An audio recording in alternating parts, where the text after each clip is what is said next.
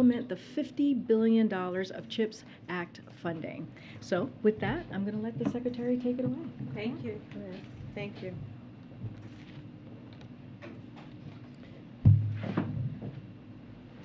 Hello, everybody. Hello, everybody. It's great to be here, and this is a very exciting day for those of us who are obsessed with and excited about CHIPS. This is a big day.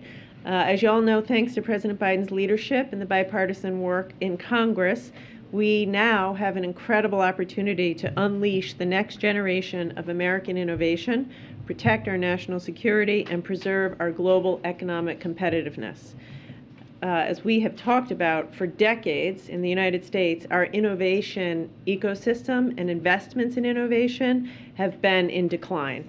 And today begins a new chapter in revitalizing U.S. innovation and research and development. And today we begin to reverse the decline and lead the world again in semiconductor innovation and research and development. CHIPS for America, as the bill is called, represents a historic investment in our domestic manufacturing industry, which has critical implications for our economic and national security. With this funding, we're going to make sure that the United States is never again in a position where our national security interests are compromised or key industries are immobilized due to our inability to produce essential semiconductors here at home. This past year, we saw the impact of the chip shortage on American families when car prices drove a third of inflation because of lack of chips. Factory workers were furloughed. Household appliances were often unavailable, all because of a lack of semiconductors. And as our economy and military become more reliant on technology, it's that much more essential that we develop a strategy with values, outcomes, and structures that enable us to plan for an economy and manufacturing infrastructure that positions us to compete today and into the future.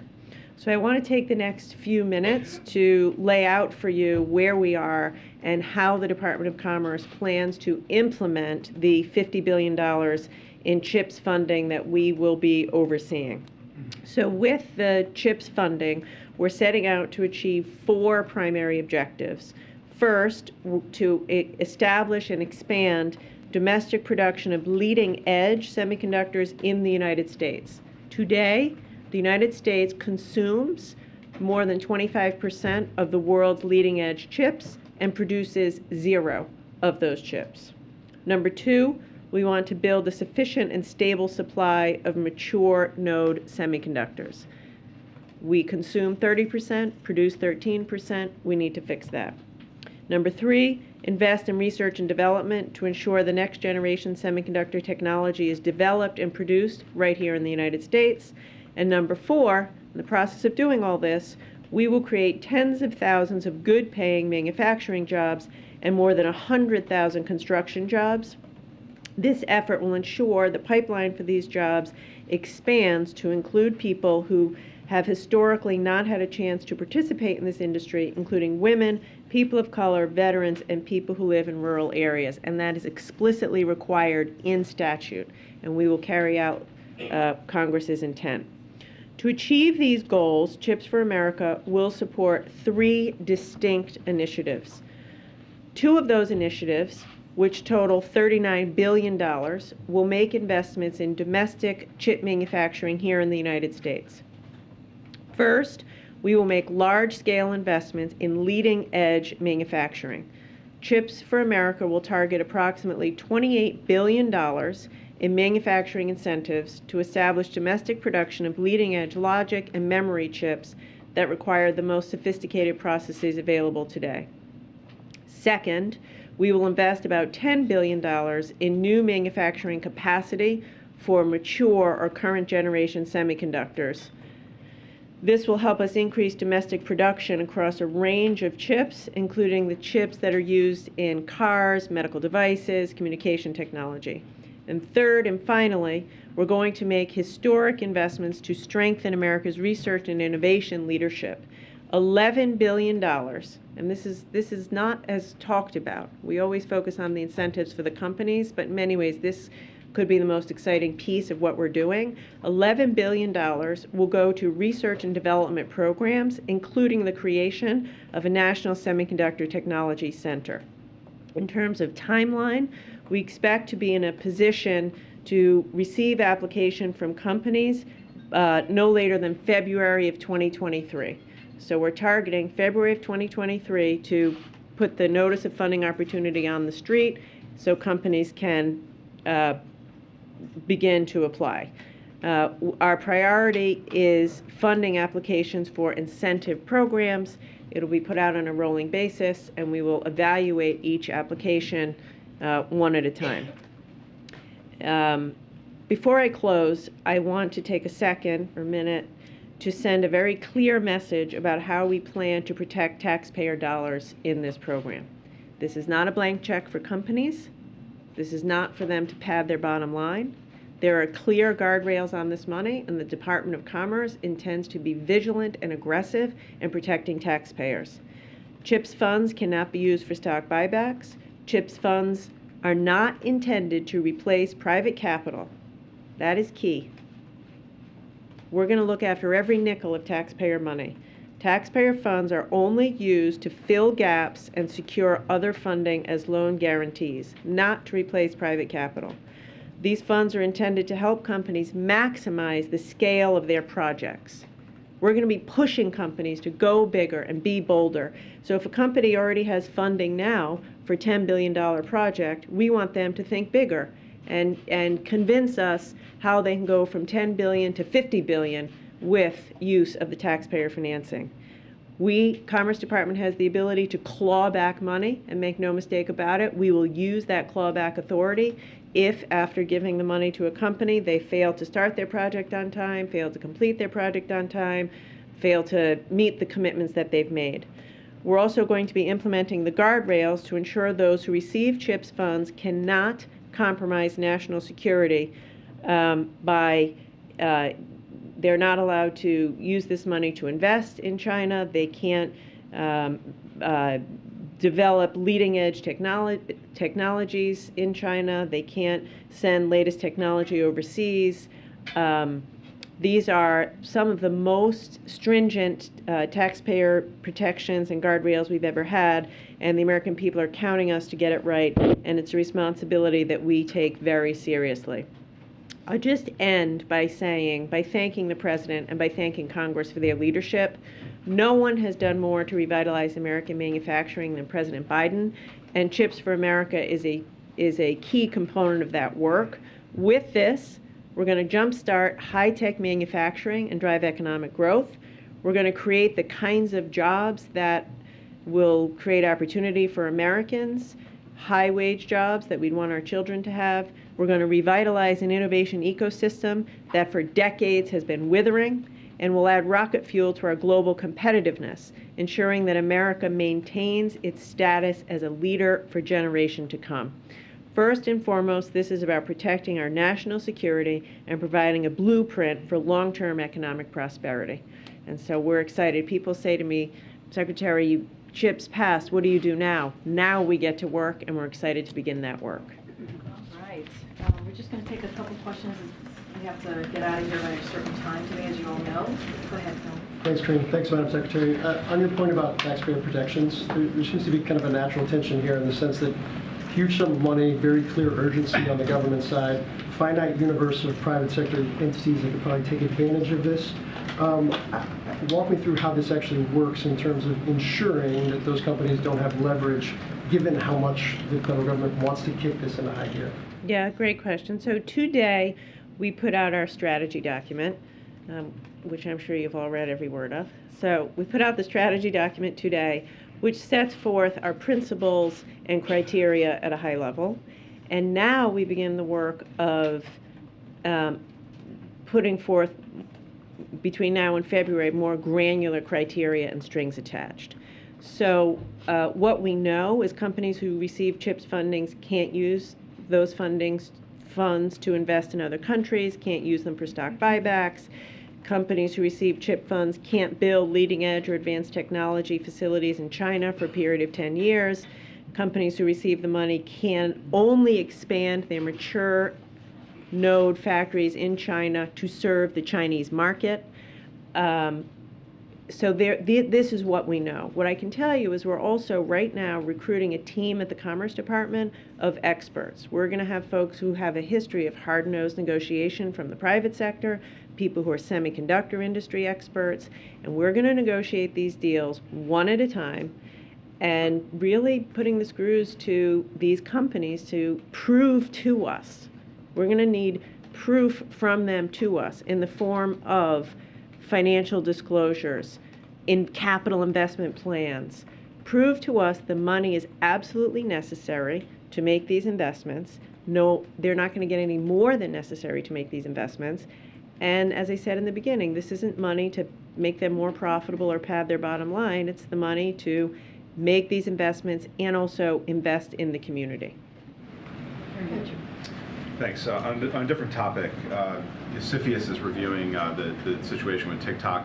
When do you expect that will resolve itself, that review? And will the administration, after that review, take any action to ban TikTok? Or short of that, how would the administration expect to address security concerns presented by the app by the government of China? Yeah, so as you say, it's under review, and I have nothing more on that today. On another thing that is a ball in the air, China tariffs. I know USTR made an announcement about that last week, but that wouldn't necessarily preclude the administration from lifting tariffs on some goods. Where does that stand right now? Yeah. Also, I have nothing on that. Alex? Oh, I'm sorry. I was actually going to ask these very same questions. Okay. If you don't mind though, on the tariff question, you know, it's been in the public domain for quite some time. Is it fair to assume that's not going to happen before the midterms? I don't have anything else to say. On topic? Yeah. Okay, if it's on topic, go ahead. You talk about this stringent review and information is going to be posted by February. Bottom line for us, how quickly is an American going to get hired with this money, and how quickly before somebody is buying a phone with one of these American-made chips in it? Yeah. So, great question. And then I have a follow-up to that. You've already seen chip companies making big announcements. Micron is announcing a huge new facility. I was just in New Hampshire. onsemi is breaking ground on a new facility. Intel announced a new facility. These investments have been made by these companies because the CHIPS Act passed, and they have confidence now that the money will be put out the door. So I can't answer you know, how quickly exactly a specific chip is going to come. But the point is, you're already seeing it. Global Wafers made an announcement, $5 billion investment in Texas. So I'd say immediately, the effects are immediately being felt. In terms of our process, February, like you said, we'll begin the process. I think you can start, I'm going to hope to start putting money out the door, you know, next spring to specific companies. Here's the thing. There's going to be a range of projects. There'll be smaller, simpler projects, maybe for expansion of existing facilities. And then there'll be very large, complex, leading-edge projects. I think you could see in the spring of next year some of the smaller money going out the door. And you listed a very stringent list of criteria. Can't be invested in stock buybacks. Can't be for chips that get made or sold in China unless they're for the Chinese market. A bunch of other things. Do you know that companies exist right now that are willing to meet those stringent demands? Did you check that before you published it? Yes. So they're ready to go Yes. with what's there? Yes. And do you at the Commerce Department then have the money necessary to hire those top-notch negotiators and specialists? Yes. Or do you need more from Congress? Because often what Yes. ends up happening, we get a big government announcement, multi-billion dollars, here it comes from the federal government, and 3 years later we're writing stories, telling stories about how that money was mismanaged and the department that was Yeah. overseeing it didn't have enough. You're saying you do? Yes, I do. What we're doing right now is we're in the process of hiring about 50 people. We do have the money. They will be expert. And I have absolute confidence we will be able to do this. Also, the answer to your first question is, again, Micron wouldn't be announcing a massive expansion in Idaho if chips weren't passed. So, yes, they know the strings are attached. And yes, they will operate under those strings. Okay, final question. Ed, it's so good to have you back, my friend. Thank you, Secretary. Can you talk a little bit more about the protections or guardrails from doing work with China? Just, the administration was reportedly pushing back on Intel's plans or publicly announced plans to boost silicon wafer production in China.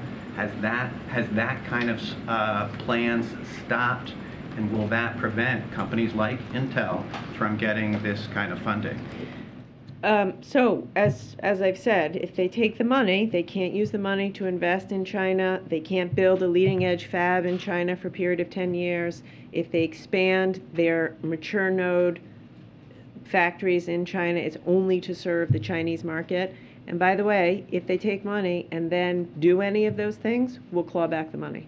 If this was announced, as I understand it was announced previously, is there like some type of grandfather clause? Will they be able to start this production now, or does the fact that they had already announced this allow them to continue with those plans? We're going to take it on a case-by-case basis. Here's what I will tell you. The number one objective of implementing this is to protect America's national security. Every deal we do, every criteria that we evaluate these companies against, it's going to be with a lens toward protecting national security. So we're not going to allow any deals to happen that we think undermine our national security. All right, thank you, Secretary. Appreciate it. Thank you. All right. Seen a little bit? I can't grab it. All right. Bye, guys. Thank you. Okay, thanks everybody. Thank you, Secretary Raimondo. All right, I have one thing at the top, and as you all know, we probably have about 30 minutes or so for the next event that the President has, so we all have to get out of here in 30 minutes. Okay, so I just want to take a moment to acknowledge the attack in Canada over the weekend. It is senseless and devastating. I won't get ahead of the Canadian law enforcement as they continue their work. Our thoughts are with the victims of this horrific attack.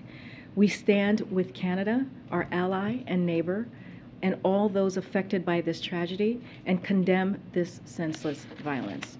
With that, Song-Ming, you want to kick us off? Yeah, I saw the President's tweet congratulating Liz Truss, the new Prime Minister of the UK. Has he spoken with her? Does he plan to later today? What is his plan? So he's going to speak to her later today, this afternoon. He's planning to call her to congratulate her, the new Prime Minister, and so that's going to happen later this afternoon. And I have another one on the fatal shooting of journalist Shireen Abu Akleh. The Israeli military has now said there's a, quote, high probability that an Israeli soldier accidentally killed her, but they also said that no one will be held responsible. So I wanted to know the White House's reactions to the Israeli military's conclusions, and also whether it is acceptable to the President that no one will be held accountable in that death. So I know this report came out yesterday, as it was reported by the Israeli Defense Forces, as you just said. We have extended our deepest condolences to the family of Shireen Abu Akleh, a renowned Palestinian American journalist who was killed in the West Bank. We strongly condemn this killing, as we have for the past several months. Ms. Abu Akleh was an inspiration to millions and a friend to many in the U.S. government. Her death is a great loss and a tragedy. We continue to call on all sides to maintain calm and avoid further escalation. As you just mentioned, and I just said, it was reported yesterday that it had the Israeli Defense Forces had concluded its investigation into the circumstances surrounding her death, and stated there was a high possibility that her death was accidentally hit by IDF gunfire, as you just mentioned, Sung-Ming. We welcome Israel's review of this tragic incident, and we underscore the importance of accountability in this case, such as policies and procedures to prevent similar incidents from occurring in the future. Our thoughts remain with Abu Akleh's family as they grieve this tremendous loss. Not only was Shireen an American citizen, as I just mentioned, she was a fearless reporter whose journalism and pursuit of truth earned her the respect of audience around the world. Thanks, Karine. President Biden said last night he didn't think Russia should be designated a state sponsor of terrorism, even after President Zelensky, in an interview with ABC's David Muir, said he had asked the president about taking that step. Why does the president think that? Is this about keeping limited diplomatic channels open still? So, as the president has said, and as we do think as well, as you know, it is not the most effective or strongest path forward, as we have said many times before, to hold Russia accountable. This designation could have unintended consequences to Ukraine and the world.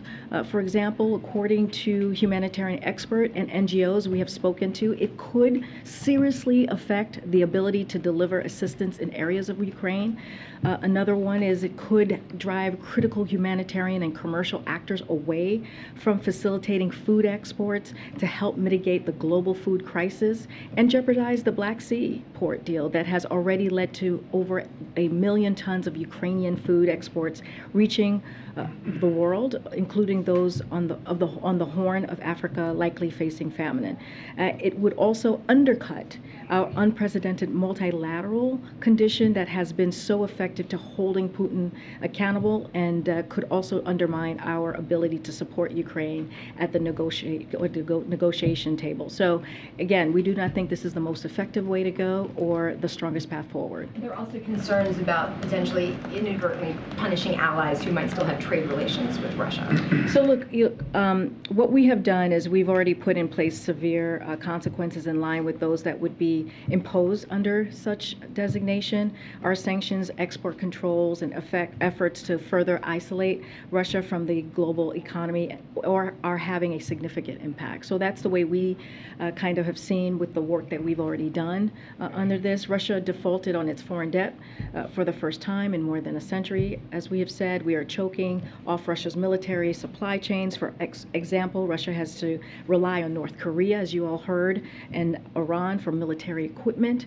And just last week, the G7 committed to implement a price cap to push down the price of Putin's oil and starve him of his main source of revenue to fund this war. So again, our course of support, we are of course going to support using further tools that work to promote accountability for Russia's war against Ukraine, and so that's going to be our focus as we move forward. When the president speaks with the new Prime Minister of the United Kingdom, will he discuss the Northern Ireland arrangements? Is there an expectation that he'll call on the Prime Minister to delay implementation of the protocol bill that she has supported that would allow the United Kingdom to override the provisions of the agreement between Northern Ireland and the Republic of Ireland?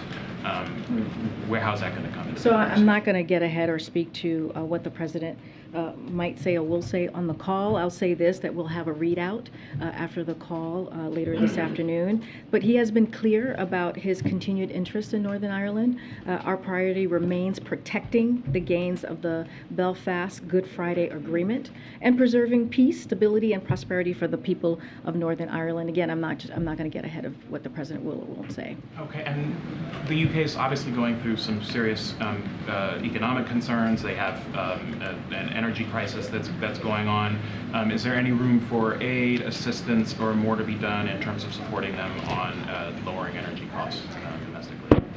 So you've heard us say this, that what we see Russia's doing, and we've been very clear about this, is that they're using energy, they're weaponizing energy, and it's choosing to one of the things that has been out there, to shut down the pipeline of Nord Stream 1.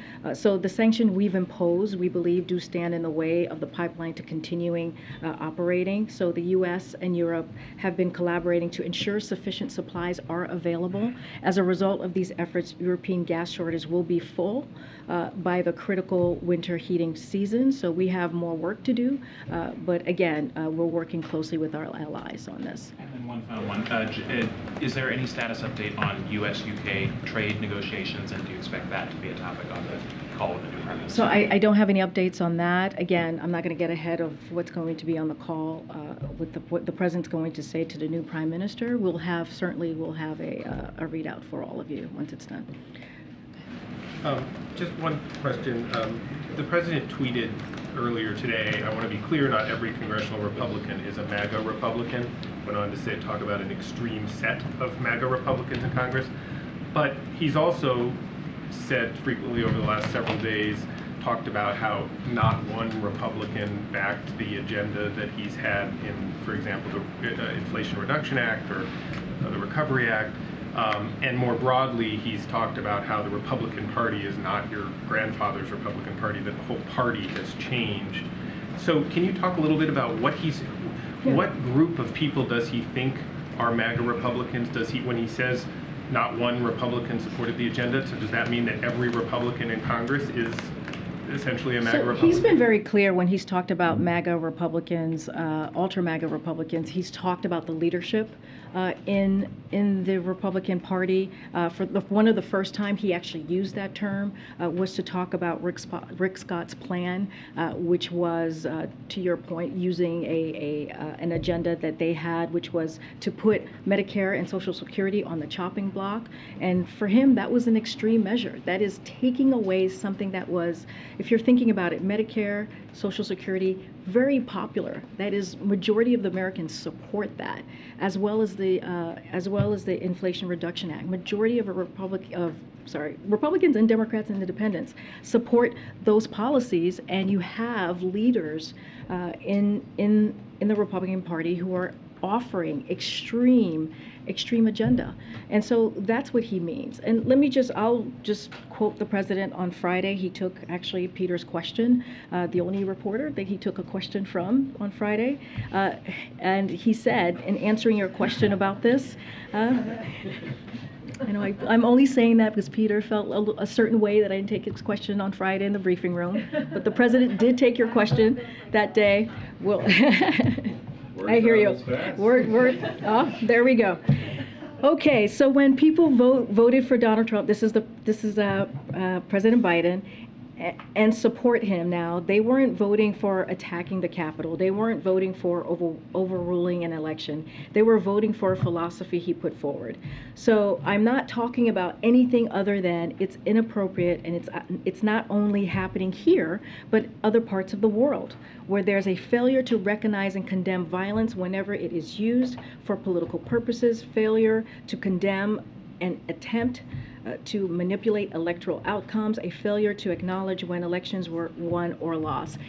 And so that is from the president what he thinks. He's talking about the leadership. He's talking about the leadership who put out extreme agenda. Also talking in what I just laid out in not condemning violence when there's violence out there. Just one quick follow-up, but while it's you can talk about what people meant or didn't mean or by voting in the 2020 election, but there are lots of Republican, just regular Republican voters who do support, for example, Rick Scott's ideas about what to do with the budget or what to do with Social Security or entitlement programs. There's lots of Republican voters who do agree with the president that they think the election was with the former president, I mean, but Yeah, that no, I the hear you. election. So does the president consider all of those people who support these extreme agendas that he's talking about to be the MAGA Republicans? So he has been very clear that he's talking about office holders. He's talking about elected officials who have these MAGA, ultra MAGA Republican agendas, and he's been very clear about that. Look, here's the thing. The point that we are making is majority of Americans support Medicare. Majority of Americans support Social Security.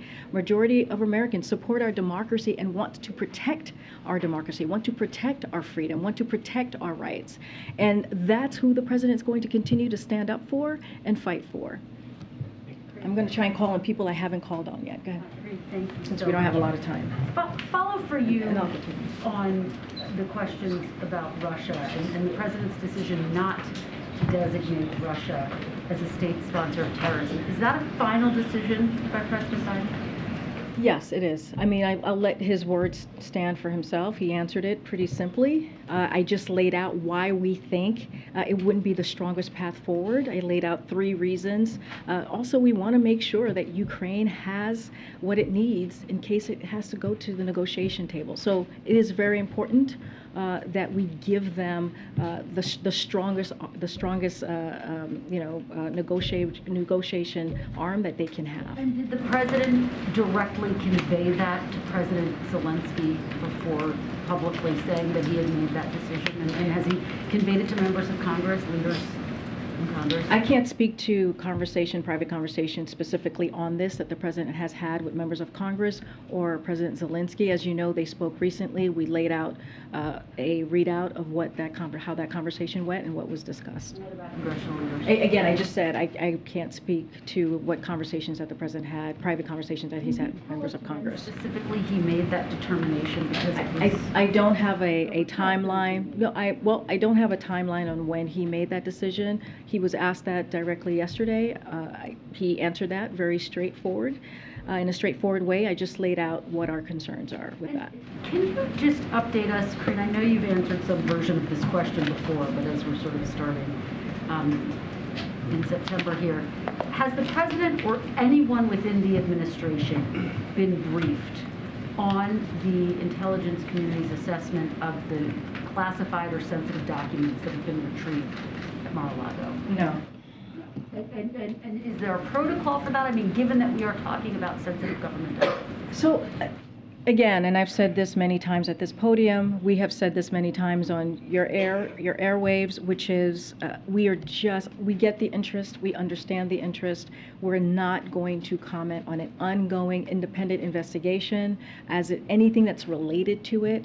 This is something that the president has been very clear about, and making sure there is no political interference and making sure that the Department of Justice has that independence when it comes to investigation. So I'm just not going to comment anything related to it. One more quick on a different topic, but just following up on the questions about the MAGA Republicans. The president was very firm in his language and direct, saying that the former president, MAGA Republicans, he believes pose a threat to America's democracy. Does he then denounce the efforts by some Democrats to prop up Republicans who support the MAGA agenda in the primaries? I'm not going to talk about political action or what is happening in the midterms.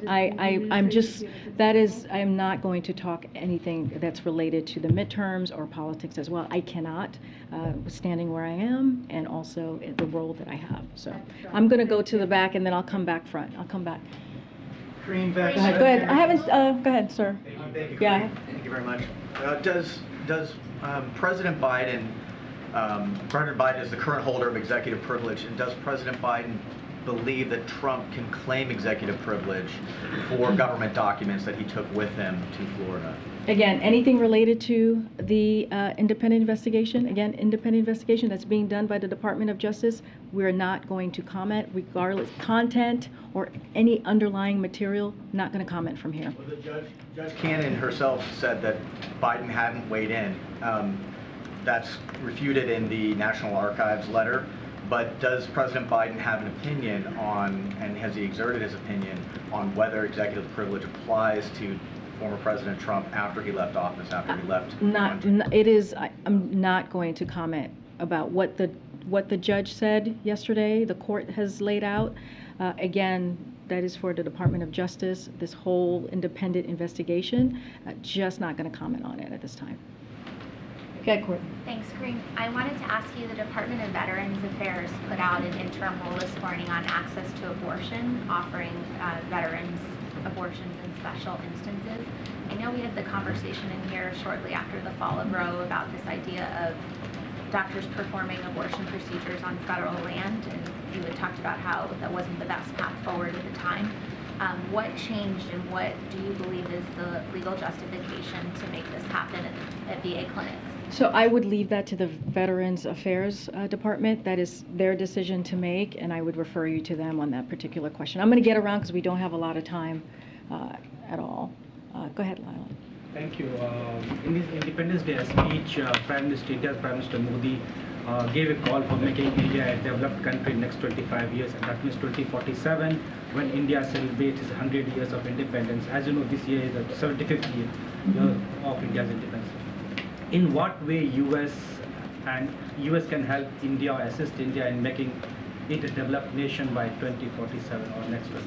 So the United States, and as you know, India, and I've said this to you before in this room, will continue to work together every day to deliver opportunity, security, freedom, and dignity to our peoples. We are partners in many important areas, including defense, vaccines, climate, tech, and our ever-growing people-to-people connections. The United States will continue to work with India to advance a free and open Indo-Pacific and address the challenges both our countries face around the world. That is our commitment that we have in our partnership with India. And secondly, what is President's assessment of the situation in Afghanistan right now, a year after the Taliban took the power there? Say that one more time. Assessment of the situation in Afghanistan right now, a year after the Taliban took the power. So we are committed to supporting the Afghan people, and we have said that many times before, and we are proud to be the largest single provider of humanitarian assistance to Afghanistan. We are working closely with the United Nations and other partners to provide this assistance directly to the Afghan people without benefit to the Taliban. We will remain vigilant against any terrorism threats directed at the United States or our allies, as we have demonstrated just recently in July, as you know, when we took out the leader of al-Qaeda. And we will continue to prioritize relocation efforts to our Afghan allies and welcome our Afghan allies to the United States, since our commitment to them is enduring. So we will also continue to press the Taliban for the safe release of Mark Farix and to respect the human rights and fundamental freedoms of all Afghans, including women and girls. And that is going to continue to be our commitment. I'm just going to go around to folks I haven't called. Go ahead. And then I'll come down to you. There are multiple Inspector General posts where the President has yet to nominate a permanent IG. There may be someone acting there, but has yet to nominate a permanent IG. The State Department hasn't had a permanent IG since before President Biden took office. So what is the President doing? What is the White House doing behind the scenes to find those permanent IGs for those really important positions? So it's a great question. I don't have anything here to read out or lay out to you about our process in filling the permanent IGs. I would refer you to State Department specifically on anything on what they have laid out and how they've worked through that. I don't have any updates on naming anyone or anything that we have to share to preview to you as well. Yes, I understand, but these are the President's nominees. State Department doesn't make that. No, but you also asked me what is it that we're doing as well. So that's why I said you should go to the State Department to figure out what is it that they've been doing while we're trying to figure out the permanent IGs. I don't have anything to preview at this time on our process or where we are on that particular question. And then really briefly on student loans, I know the administration has encouraged people who are applying for loan forgiveness when that opens up to do so by November 15th, but is there kind of an end deadline? When is the last time people can apply for that? Is there some sort of deadline, considering, of course, that this would already have to be debt that's already been accrued? So we've talked about this, I talked about this last week, about the timeline and how that's going to work, and you mentioned November 15th.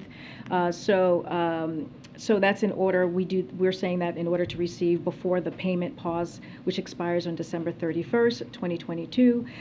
So that's why we want, as you want to get that relief, we want also, and the pause is coming off, that's the best way to make sure that as those two things are happening and you're not put in a bind, Americans not put in a bind, that's why we recommend doing it by November 15th. But the Department of Education will continue to process applications as they are received, even after the pause expires on December 31st. So it'll be continuing. The reason why we gave the deadline of November 15th is because we know the pause is going to be lifted. So to give, as we have said, we want to make sure that we give Americans a little bit of breathing room, and that's why we have that deadline. People can apply into 2023. Yes, they can. Yes. Okay. Oh, Peter, go ahead. Thanks, Karine. A follow-up about the MAGA Republican attention. So if we're all in agreement that it is incorrect to say the 2020 election was stolen, what about the 2016 election? Look, I'm not going to go back to where we were or what happened in 2016. We're going to focus on the here and now. We're going to focus on what's happening today, this inflection point that the president pointed out very clearly, very decisively in a few speeches about what the country needs to do at this time to bring the country together. And he believes that's where majority of Americans are when it comes to protecting our democracy, when it comes to protecting our rights, and when it comes to protecting our freedoms. That's what we're going to talk about. That's what we're going to focus on where we are today. But just in trying to understand the new attention on the MAGA Republicans, you tweeted in 2016 I knew this was Trump coming. stole an election. You I was tweeted- waiting, Peter, when you were going to ask me that question. Well, great. Here we go. You tweeted Trump stole an election. You tweeted Brian Kemp stole an election. If denying election results is extreme now, Yeah. why wasn't So it then? let's be really clear. That comparison that you made is just ridiculous. I have been well, you're asking me a question. Let me answer it. And you said it was ridiculous.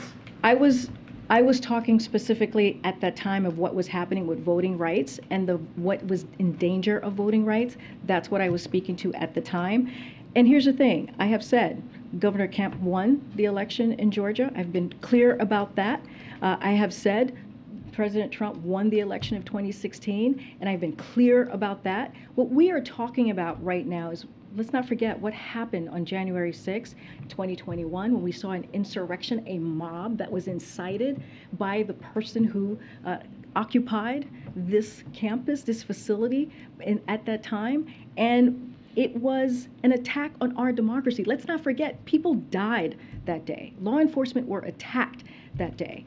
That was the danger that we were seeing at the time. That's what the president has called out, and that's what he's going to continue to call out. So yes, when you have MAGA Republicans, a extreme part of Republicans who just deny or do not want to really say what exactly happened on that day, or say it was a protest when it clearly was not a peaceful protest. That's not what we saw on that day. Yes, the president's going to call that out.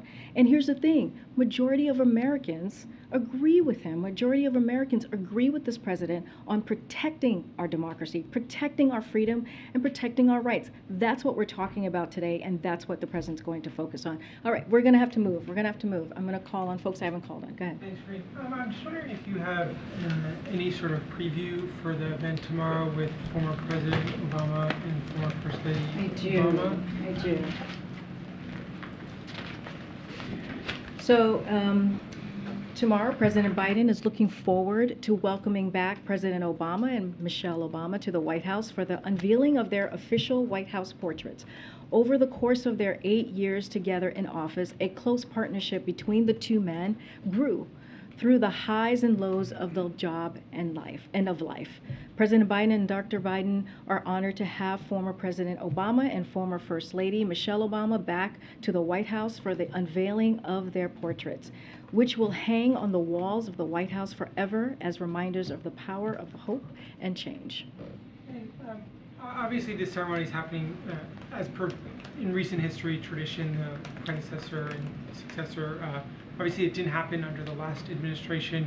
Would President Biden hold the same ceremony for President Trump should his portraits be done before his first term? So we defer those questions to the White House Historical Association, who actually they lead the process on official portraits for both presidents and their spouses. So that question lies with them. And is there any more interaction that the former president and current president will have tomorrow, or is it just the I don't have anything else to share at this time. If there's more interaction or more to share, we certainly will. Okay, go ahead. Going back to the new UK Prime Minister, can you talk a little bit about what President Biden's relationship is with her? Has he met with her in the past? Does he know her well? That's a good question. I can go back and actually ask to see if they have a prior relationship. But I do want to say this as we talk about the change that's happening, the new Prime Minister. Our countries have a close, long-standing special relationships as friends and NATO allies. And we are looking forward to continued close cooperation on key priorities, including supporting Ukraine as it defends itself against Russian aggression and addressing the challenges posed by China. So we see our relationship not just with the leadership, but also the people of the UK. Is the president I'm planning gonna to try and call call? people and call Is the them. president planning to call the president of Kenya? Thanks, Karine. President-elect of I Kenya. wanted to ask you about the question about migrants, whether they have or haven't been walking across the southwest border. Senator Ted Cruz has publicly suggested that you come down to see that for yourself. Who? Wait, who? Senator Ted Cruz of Texas. He's suggested that you come down and see for yourself whether migrants are actually crossing the border by foot. Is that something that you would take him up on? So, I've been to the border. I went in 2018. I stood outside facilities where the Trump administration was separating families, tearing babies out of their mother's arms. Some of those kids still haven't been reunited with their families. And so one thing I will say is I certainly don't need lectures or invitations from Republicans about the border or border policies. And, and I certainly won't take advice on border from anyone who voted against securing record level of funding for the Department of Homeland Security. And while folks are sending invites, I'll use this opportunity to invite him or anyone else next time to vote for record funding for DHS, as President Biden has requested. So we'll move on. Nope, we'll move on from that. On the migrants who drowned last week near Eagle Pass, what is the administration doing to avert those kind of tragedies? So that is a tragic. That is tragic when we hear news like that. Our hearts go out to the families, certainly, and